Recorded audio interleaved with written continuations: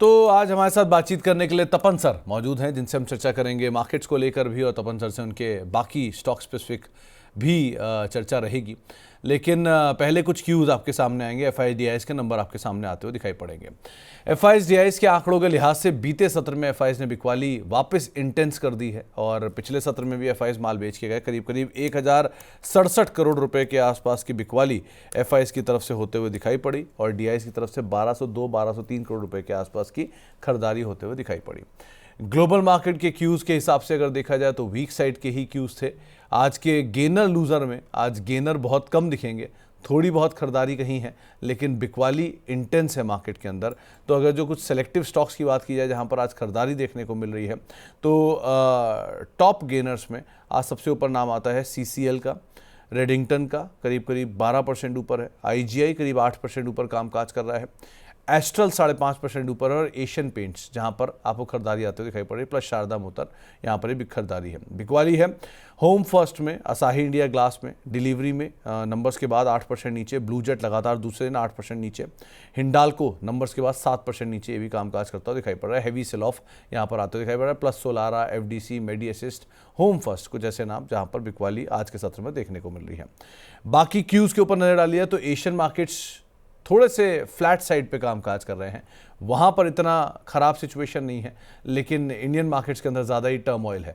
Dow Jones करीब 0.5% ऊपर बंद हुआ, शांघाई 1% ऊपर, हैंगसेंग 1.5% ऊपर, निकेई 1.5% ऊपर, और कोस्पी करीब करीब 1.5% की बढ़त के साथ कामकाज कर रहा है। इन सब आंकड़ों के साथ अब बातचीत करते हैं तपन सर से। तपन सर नमस्कार, स्वागत है कार्यक्रम में। पहले तो मार्केट्स कैसे देख रहे हो आप, क्योंकि ग्लोबल मार्केट्स में इतनी बुरी सिचुएशन नहीं है जितनी इंडियन मार्केट्स के अंदर देखने को मिल रही है। क्या मतलब डराने वाला आंकड़ा दिख रहा है क्या कहीं बाजार में आज आपको? नमस्कार सुमित जी। देखिए ये मार्केट है ना, at the end of the day जो लास्ट जो रैली आई थी वो काफी हद तक ट्रेड डील के बारे में रैली आई थी, और बाद में जो अभी भी रिजल्ट जो आए फंडामेंटली इतने बुरे भी नहीं है, मिले जुले रिजल्ट्स है। कुछ कुछ काउंटों में पॉजिटिव है, कुछ काउंटों में नेगेटिव, लेकिन जो एक्सपेक्टेशन था उस तरह से रिजल्ट उससे थोड़ा मुझे तो बेहतर ही लग रहे हैं। और इसके वजह से हमने 26,000 तक जाने का देखा था, लेकिन वही होता है 26,000 आता है और एफआई की सेलिंग प्रेशर चालू हो जाती है, क्योंकि जो बड़े ट्रिगर है अभी भी जो ट्रेड डील है वो अभी तक आई थिंक नवंबर एंड या दिसंबर में साइन होगी, तो वो एक बड़ा प्लस पॉइंट हो सकता है। और जो क्वार्टरली रिजल्ट भी देखे तो अक्टूबर टू दिसंबर आई थिंक ये जो फेस्टिव सीजन है और जीएसटी कट रेशनलाइजेशन का जो बेनिफिट है वो हमें नेक्स्ट क्वार्टर तक मिलेगा। तो आई थिंक नेक्स्ट क्वार्टर यानी फर्स्ट वीक और सेकेंड वीक ऑफ जनवरी में आई थिंक वहां एक अच्छा खासा रिजल्ट आने के संभावना है। तो आई थिंक वहां तक मुझे ऐसा लग रहा है कि ये थोड़ा डाइसी और कंसोलिडेट हो रहा है। और लेकिन एज ए इन्वेस्टर आपको यहाँ वही है कि जो डोमेस्टिक स्पेसिफिक है जो सेक्टर्स है वहाँ हम लोग देखते हैं railways, sorry we can say NBFC देख ले, बैंक्स देख लीजिए, और कुछ डोमेस्टिक फ्रंट में जो सेक्टर्स है उनके रिजल्ट ठीक ठाक आ रहे हैं, वहाँ फोकस करना चाहिए। जहाँ के एक्सपोर्ट ओरिएंटेड आई थिंक अभी तक वी हैव टू वेट जो ट्रेड डील होती है किस तरह से होती है, और फिर बाद में उसमें डिसीजन लेना चाहिए, क्योंकि ये जो बीच में फेज रहा उसमें काफी सारे एक्सपोर्ट ओरिएंटेड कंपनीज को लॉस भी हुआ है, तो वो हमें ध्यान से देखना है। सो थोड़ा स्पेसिफिक स्टॉक स्पेसिफिक इन्वेस्टमेंट करना पड़ेगा यहाँ से। तो जो ग्लोबल मार्केट के क्यूज़ हैं तपन सर, वहीं से शुरू करता हूं।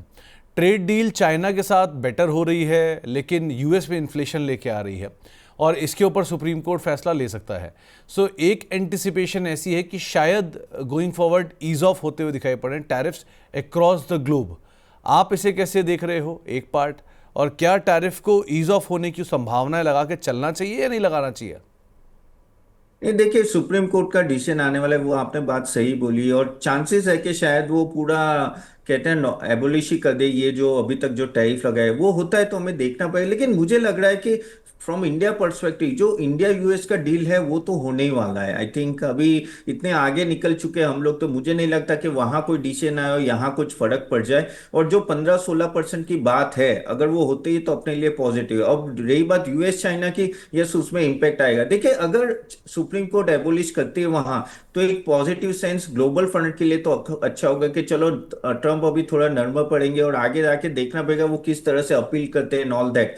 But yes I do agree उस पॉइंट पे तो है, लेकिन आई थिंक अभी तो उस पे कुछ बोल नहीं सकते क्योंकि उनका लॉ है, हमें पता नहीं है। अभी तो उस तरह से चल रहा है कि भाई नवंबर में डील होगी और आगे जाके आई थिंक इंडिया को फायदा होगा वो डील के बाद। एक पार्ट। दूसरा बातें हैं एफआईएस की सेलिंग के ऊपर।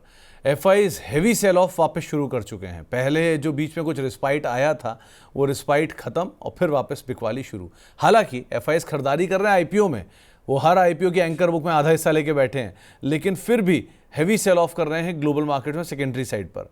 ये आप कैसे रीड कर रहे हो?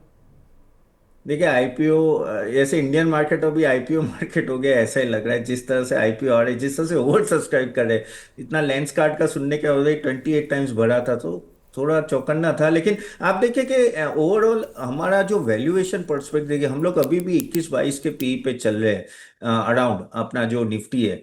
और जबकि ग्लोबली उनको 13-14 पे आपको चाइनीज मार्केट मिल जाते हैं, जापान मार्केट मिलते हैं, वियतनाम, बहुत सारी कंट्रीज है जो काफी कम वैल्यूएशन, ऑलमोस्ट 30-40 कम वैल्यू 40% वैल्यूएशन में वहां मिल रही। तो वो यहाँ क्यों आएंगे? यहाँ वो आते हैं अपॉर्चुनिटी लेने के, जहां उनको लगता है कि बहुत चला गया नीचे, चलो 5% की जंप आएगा, आते हैं और निकल जाते हैं। वैसे ही देख रहे हैं हम लोग।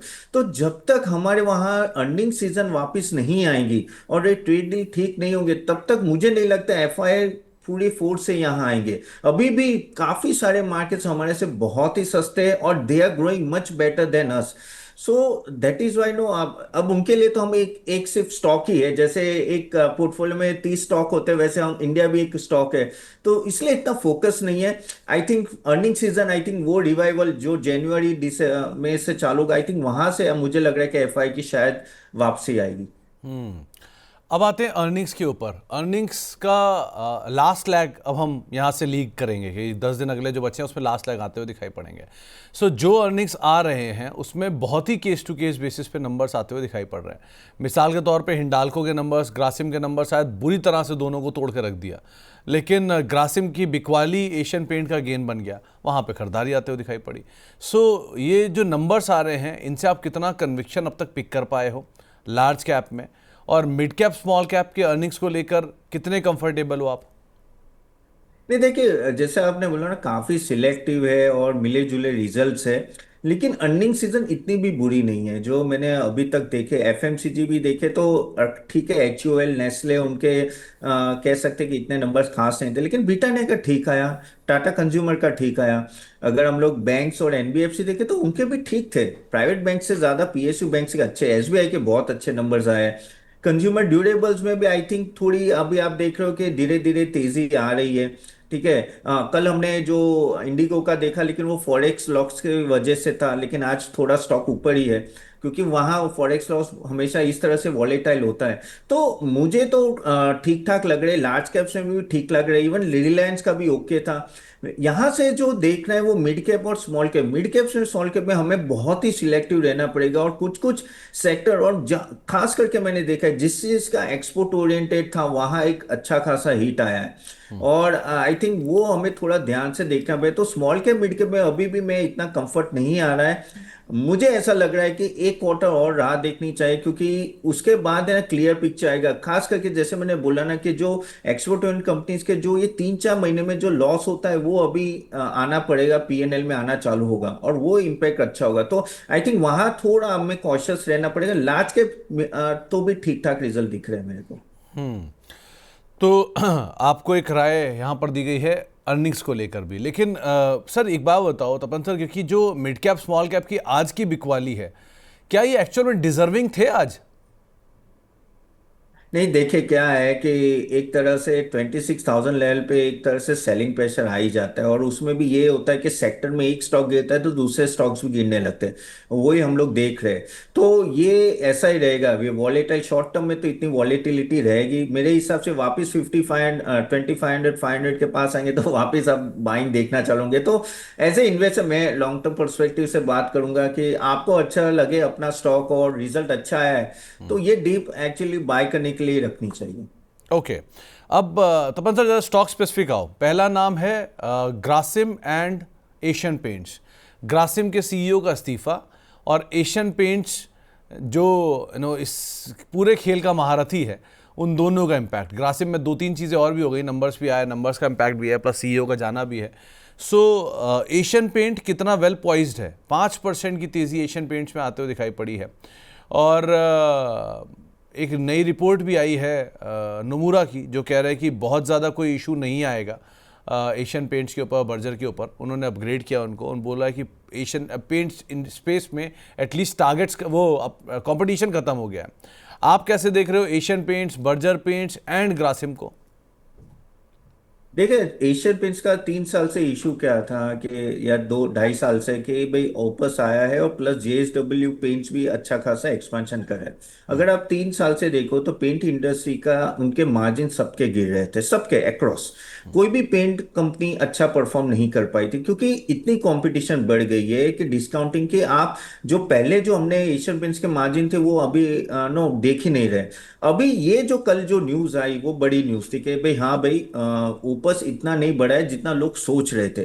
तो उसके लिए एक पॉजिटिव सेंटीमेंट हो चुका है। लेकिन देखिए, ग्रासिम है और जेएसडब्ल्यू पेंट्स है, वो छोटे प्लेयर नहीं है, बड़े प्लेयर है। अगर ये उन्होंने कुछ चेंज किया, लेकिन ऐसा जरूरी नहीं हुआ तो आगे नहीं हो सकता। मुझे अभी भी लग रहा है कि पेंट इंडस्ट्री में कंपटीशन रहेगी, इतना इजी नहीं होगा वापिस उस तरह का परफॉर्मेंस देना जिस तरह से ये सब पेंट कंपनी, या आप देख लो बर्जर देख लो या एशियन पेंट्स देते थे। तो मैं यहाँ थोड़ा अभी भी स्केप्टिकल रहूंगा। I think not everything is done at all. अभी भी यहाँ थोड़ा प्रेशर रहेगा, ऑफकोर्स थोड़ी तेजी आएगी, लेकिन आपको क्वार्टरली रिजल्ट के मार्जिन उनके खास देखने पड़ेंगे। अगर मार्जिन में प्रेशर है, दैट विल, क्योंकि क्या होता है, ये बड़े बड़े जो ग्रुप होते हैं ना, वो लंबे समय तक लॉस बैर कर सकते हैं। तो अगर किया तो फिर आपका भी मार्जिन प्रेशर रहेगा, आपका भी सेल्स नहीं बढ़ेगा, तो वो दिक्कत है। तो मैं अभी भी इतना पॉजिटिव नहीं हूँ। Still I wait for 1 quarter, then I think 1 और 2 क्वार्टर, फिर मैं सोचूंगा अगर एशियन पेंट्स में वापस पोजीशन। मैंने तो हमारे क्लाइंट्स को ना ही बोला है एंटर करने के लिए। और ग्रासिम और बर्जर? ग्रासिम में देखिए, ग्रासिम का रिजल्ट जो आया था काफी मिले जुला था, और ऊपर से ये पेंट का जो था CEO resignation and all that, उसके वजह से थोड़ा अभी ग्रासिम में इशू है। और Grasim I think, still I am not convince with the numbers, तो ग्रासिम मेरे एंड से अवॉइड होगा। और बर्जर पेंट्स भी मार्जिन इशू के वजह से मैं वहां भी अवॉइड करूंगा। देखो, ये बहुत ही स्टिफ कंपटीशन चल रही है, बहुत सारे अच्छे सेक्टर है जहाँ परफॉर्मेंस अच्छा है, बेटर है, वहां फोकस करें। तो एक राय आपको दी गई है बर्जर पेंट, ग्रासिम और एशियन पेंट को लेकर। मेटल में हिंडाल्को पे आओ जरा अब, क्योंकि एक तरफ स्टील कंपनियां हैं, जेएसडब्ल्यू स्टील, टाटा स्टील नया हाई काट रही हैं, दूसरी तरफ सिल्वर के प्राइसेस भाग रहे हैं, लेकिन जो बाकी नॉन प्रीशियस मेटल हैं उसमें हिंदुस्तान कॉपर, नाल्को, हिंडाल्को सबके सब टूटे पड़े हैं। यहाँ क्या करें? देखिए, यहाँ तो नोवेलिस की आई थिंक बात चल रही थी, और उसमें आई थिंक नो अच्छा खासा कुछ लॉस के बारे में बात चल रही है, और वहाँ भी थोड़े इश्यूज चल रहे हैं। तो उसके वजह से हिंडाल्को को इम्पैक्ट आ रहा है। प्लस नो, जहाँ यूएस के एक्सपेंशन के इश्यूज आ रहे हैं, इसके वजह से देखो हिंडाल्को ऑलरेडी बढ़ चुका था, हमें सब पता है कि जिस तरह से नो ये सब स्टॉक्स भागे। तो एक तरह से प्रॉफिट बुकिंग है, अभी एक अच्छा रीजन भी मिल गया प्रॉफिट बुकिंग करने के लिए। तो नोवेलिस का ऑलमोस्ट 550 से ऑलमोस्ट 650 मिलियन का फ्रेश हिट कैश फ्लो में आएगा। और एल्यूमिनियम प्राइस भी थोड़ा सॉफ्ट हो रहा है। ओके, और थोड़ा ऐसा लग रहा है कि थोड़ा लार्ज कैपेक्स पे ना थोड़ा रिस्क है, क्योंकि at the end of the day US में टैरिफ और यूएस के साथ तो वो भी एक इशू है। तो उसके वजह से ये सब कुछ चीजें एक साथ आई, आई थिंक। लेकिन ये यहाँ से और 10-15% अगर थोड़ा नीचे आता है तो वापिस ये एक वैल्यू पिक हो जाएगा आपके लिए इन्वेस्ट करने के लिए। लेकिन अभी थोड़ा दूर रह रही है, क्योंकि आई थिंक एक डाउन ट्रेंड में है, और ऑलरेडी स्टॉक वैल्यूएशन वाइज मुझे थोड़ा हाई लग रहा है। तो मैं अगर लेना है तो आई थिंक 10-15% नीचे ही मैं बताऊंगा यहाँ से। ओके, डिफेंस की दो कंपनियों के नाम आए, बीईएमएल और साथ साथ बीडीएल, इन दोनों की भी अर्निंग्स आते हुए दिखाई पड़े। और सॉरी, गार्डन रीच और बीईएमएल। तो बीईएमएल का मुनाफे में 6% का ड्रॉप, गार्डन रीच का मुनाफा 56% बढ़ा, एबिटा करीब करीब 156 करोड़ रुपये रहा, मार्जिन में थोड़ा सा एक्सपेंशन है वाई बेसिस पर। लेकिन ये जो स्टोरी है डिफेंस की, थोड़ी सी फेजल आउट हो चुकी है। क्या किया जाए अभी? डिफेंस में आपको बहुत ही इन्वेस्टर को स्पेसिफिक रहना पड़ेगा, क्योंकि इनका जो रेवेन्यू रिकॉग्निशन होगा, प्रॉफिट रिकॉग्निशन, वो लंपी रहेगा। यानी एक क्वार्टर में बहुत ज्यादा होगा, एक क्वार्टर में कम होगा। क्योंकि क्या होता है कि ये बड़े कैपेक्स होते हैं, इनका जो एग्जीक्यूशन, जैसे फॉर एग्जांपल शिप बिल्डिंग है, तो एक क्वार्टर में 2 शिप बन गई, दूसरे क्वार्टर में शायद 0 बने, तो उस तरह से ना रेवेन्यू रिकॉग्निशन होता है। तो उसके वजह से एज ए इन्वेस्टर इसको शॉर्ट टर्म नहीं, इसको लंबे समय तक रखना पड़ेगा आपको, 5-10 साल तक। और उसमें आप फिर ओवरऑल ये सब स्टॉक्स बढ़ेंगे, उसमें कोई डाउट नहीं। गार्डन रीच शिपयार्ड की मैं बात करूं, वो आई थिंक मेरे को काफी अच्छा लगा है कंपेयर टू कोचिंग, क्योंकि वो कंसिस्टेंटली ग्रो कर रहा है और मार्जिन भी इंप्रूवमेंट है। इन देखो, इन सबके पास कॉन्ट्रैक्ट के इशू नहीं है, almost 3 times 4 times of that turnover उनके पास कॉन्ट्रैक्ट है। द मेन इज इनकी कैपेसिटी बढ़ रही है क्या, कितनी फास्ट बढ़ाते हैं और कितनी एग्जीक्यूशन है और क्या मार्जिन में इंप्रूवमेंट आ रहा है। और वो चीज में सभी कंपनियां स्ट्रगल करें, आप कोई भी डिफेंस कंपनी ले लो, तो इसमें आपको बहुत ही एग्जीक्यूशन पे फोकस करना पड़ेगा। जैसे बीएल में हमने देखा है तो वहाँ एग्जीक्यूशन का इशू है। तो मेरे हिसाब से आपको थोड़ा सिलेक्टिव रहना पड़ेगा इसमें। अगर आप दोनों में से बात करो, जीआरएससी में मैं अभी भी पॉजिटिव हूँ, क्योंकि वहां मुझे लग रहा है कि उनका एग्जीक्यूशन अच्छा और यहाँ से भी मुझे अच्छी खासी तेजी दिख रही है। लिकर स्पेस में एक एलीड के नंबर्स आए हैं, नंबर्स ठीक आए हैं। इनफैक्ट ये पूरा स्पेस इस समय बेटर परफॉर्म कर रहा है। एलीड ब्लेंडर्स के नंबर्स अच्छे हैं, वो बात अलग है, शेयर ऑल टाइम हाई पर है। या बाकी जो शेयर हैं उनमें क्या करना चाहिए? नहीं देखिए, लीकर में भी काफी हद तक अभी तेजी आई है पिछले कुछ क्वार्टर से। पहले जो प्रॉब्लम रहती थी लीकर इंडस्ट्री की वो थी कि स्टेट गवर्नमेंट क्या रूल्स लाते हैं, उसमें स्टेट गवर्नमेंट अपनी अपनी पॉलिसी लाते थे और वहां प्रॉब्लम आ जाती थी, वो कुछ टैक्सेशन हो या बैन हो या कुछ भी हो। अभी वो थोड़ा स्टेबलाइज हो, लेकिन वो हमेशा इनके ऊपर सर पे रहेगा। लेकिन जो कंजम्पशन स्टोरी है, जो जीएसटी कट आया है और जो ओवरऑल टैक्स रेट का है, तो उसमें कंजम्पशन स्टोरी में लीकर एक अच्छा स्पेस है। और एलेड ने इस तरह से प्रीमियम स्ट्रेटेजी अपनी अपनाई है और वो अच्छी खासी चल भी रही है। अगर आप देखो उनके प्रीमियम ब्रांड्स बढ़ रहे हैं और काफी हद तक बाकी सब लीकर कंपनीज भी अच्छा कर रहे हैं। So I am positive in liquor. Liquor एक स्पेस है जो आपको यहाँ से भी डिसेंट रिटर्न देगा। मुझे लग रहा है कि ये ऑफ कोर्स विंटर आ रहा है तो कंजम्पशन वहां भी बढ़ सकता है। तो थोड़ा सा कंजम्पशन यहाँ बढ़ता हुआ दिखाई पड़ सकता है। एक और स्पेस के ऊपर बात करेंगे। इसमें इंडिगो नंबर्स आए, नंबर्स के बाद ये शेयर आज अच्छी तेज़ी में है, कुछ एडजस्टमेंट भी हैं, लेकिन अदरवाइज ये शेयर बीटन डाउन था। मार्केट शेयर बढ़ा है, 62% मार्केट शेयर के आसपास ये पहुंचे हुए हैं ऑलरेडी। क्या आपको लगता है कि तपन सर, इंडिगो का सबसे बड़ा ड्रॉबैक इसका मार्केट शेयर ही रहेगा गोइंग फॉरवर्ड? क्योंकि जिस तरह से साइज में बढ़ रहा है और दूसरा कोई प्लेयर है नहीं, so any small dip can take it to a bigger fall. ऐसा कुछ सिचुएशन आएगा क्या कभी?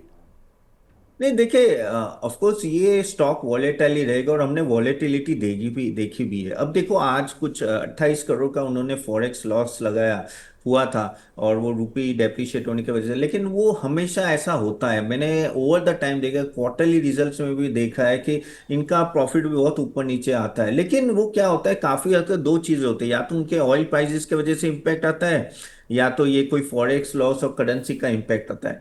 लेकिन हमें जो आपने जैसे बोला 62% मार्केट है, लेकिन वो आप देखिए कि आगे जाके जीडीपी बढ़े, जिस तरह से ट्रैवलिंग बढ़े, जिस तरह से टूरिज्म बढ़ रहा है, आई थिंक ये एक प्लेयर है जिसको कॉन्स्टेंटली एक्सपांड कर रहा है, फ्लीट भी एक्सपांड कर रहा है। इंटरनेशनल देखो, डोमेस्टिक देखो, और कोई नया कंपटीशन है नहीं उनके पास, वो भी आप सही बोल रहे हो।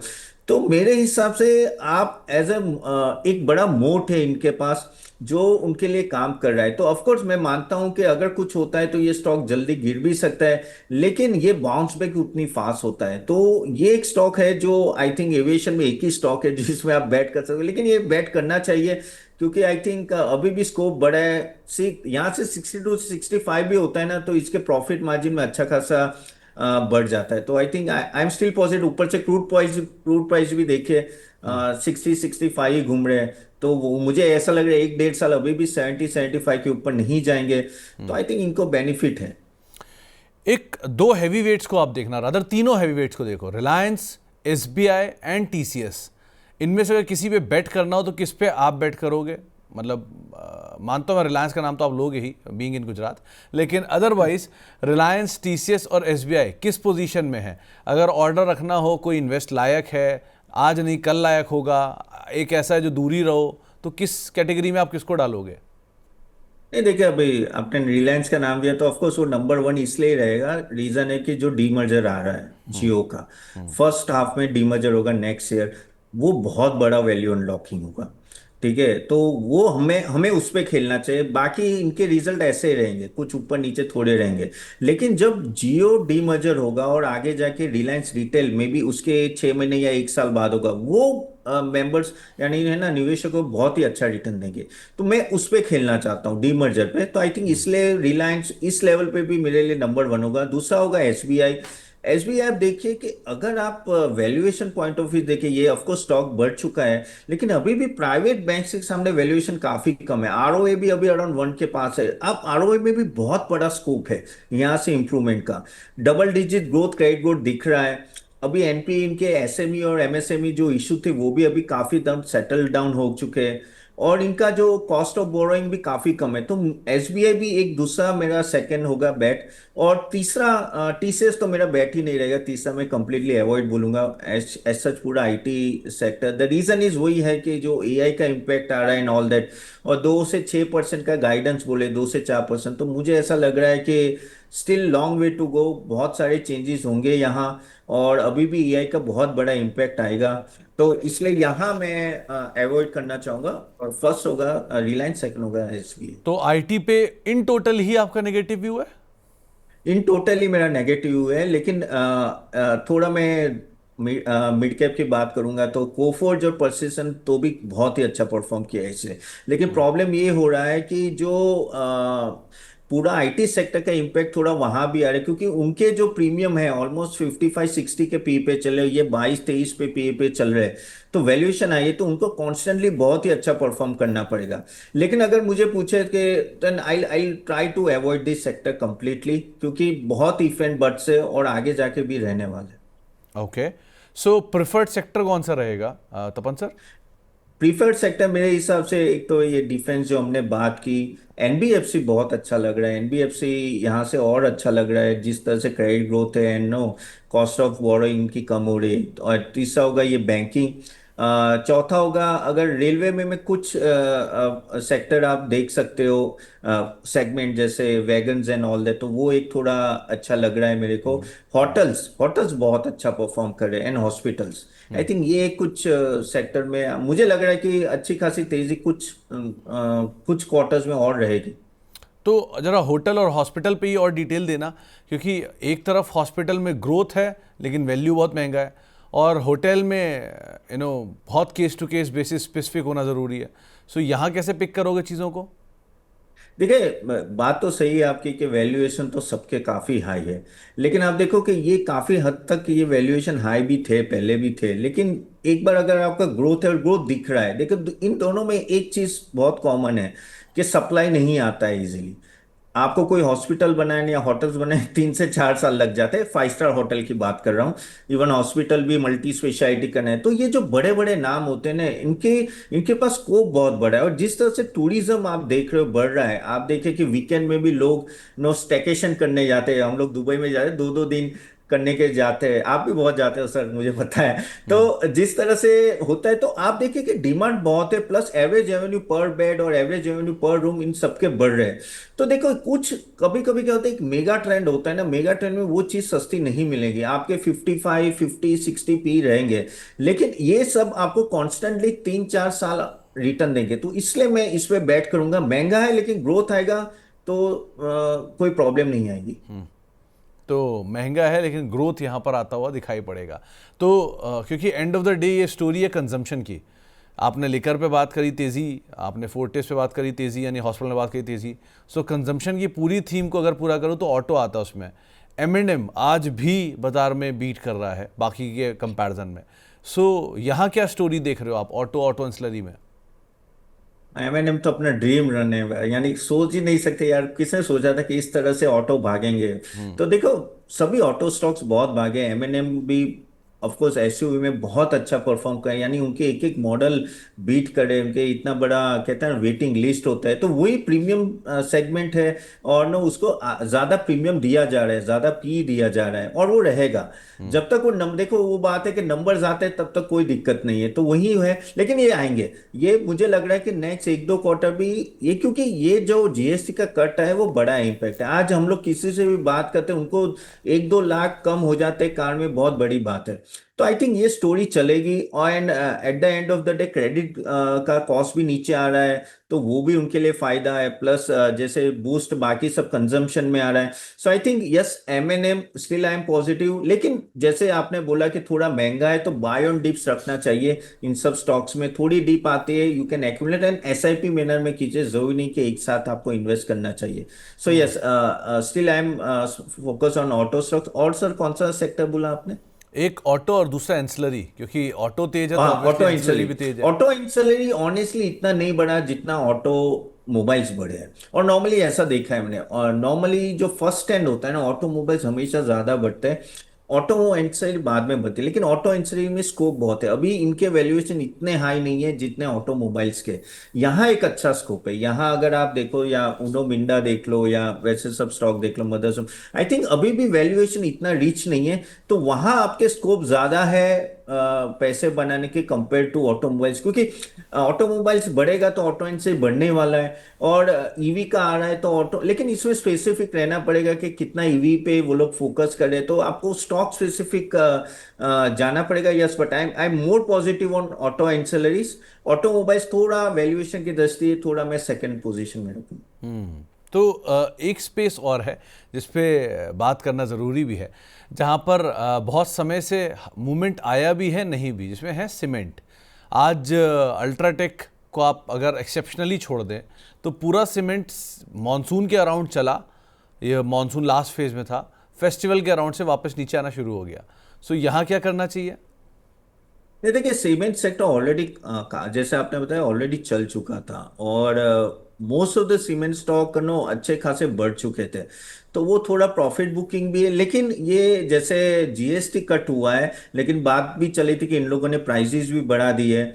लेकिन ये आगे जाके क्या होता है कि एफोर्डेबल हाउसिंग में अगर थोड़ी भी इसके वजह से प्राइस डिप आती है तो सीमेंट में डिमांड बढ़ेगी। लेकिन अभी मुझे ऐसा लग रहा है कि थोड़ा कंसोलिडेट होगा, क्योंकि ये स्टॉक्स ऑलरेडी चल चुके थे। तो आपको थोड़ा यहाँ लंबा समय रखने का पड़ेगा। इसमें भी अगर आप स्टॉक से पूछे, आई थिंक मुझे अंबुजा और अल्ट्राटेक दो ज्यादा अच्छा लगे, क्योंकि वो कमांड करे, इनका नो सेल्स भी अच्छा है, नो उस तरह से मार्जिन भी अच्छी तरह से मेंटेन कर पाए। लेकिन आई थिंक इसमें थोड़ा आपको सब्र रखना पड़ेगा। उस तरह की मूवमेंट शायद ना आए unless and unless I think real estate pickup हो, जो धीरे धीरे होगा। रियल एस्टेट थोड़ा वो भी ठंडा हो गया था, लेकिन जो अपडेट्स आ रहे हैं, कुछ कुछ ग्रीन शूट दिख रहे हैं। सो मे बी जनवरी और अप्रैल से अगर ये पिकअप होता है तो आई थिंक यहाँ भी डिमांड बढ़ेगी। बट यहाँ एक थोड़ा लंबा समय सोच के आपको इन्वेस्ट करना पड़ेगा।